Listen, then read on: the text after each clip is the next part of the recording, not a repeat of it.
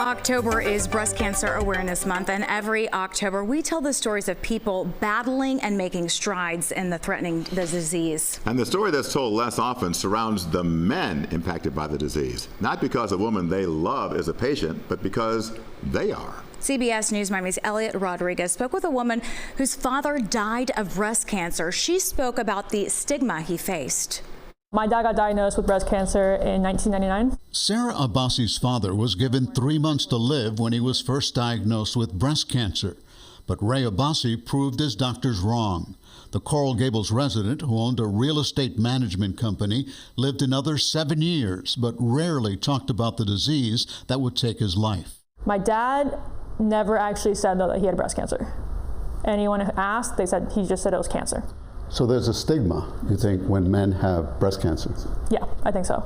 My dad was not good at speaking about it, and it's got to be hard as a male to go say, I'm going to go get a mastectomy or a mammogram. Male breast cancer is rare, accounting for only 1% of breast cancer cases. According to the American Cancer Society, the risk of a man developing breast cancer is about 1 in 1,000, a risk that increases with age, with most cases diagnosed in men over 60.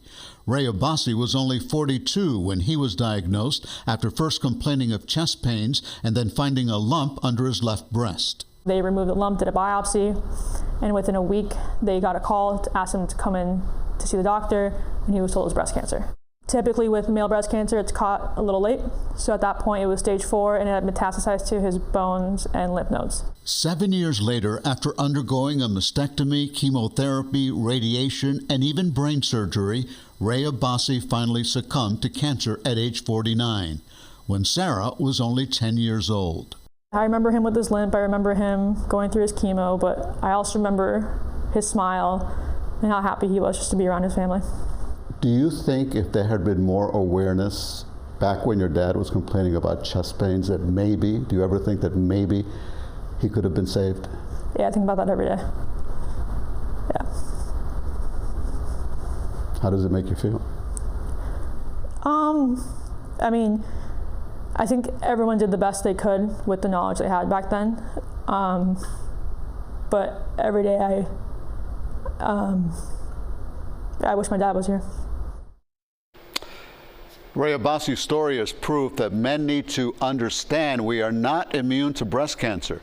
It's recommended that men perform regular self-exams to check for lumps or swelling of their breasts or underarms or any unusual changes to their skin.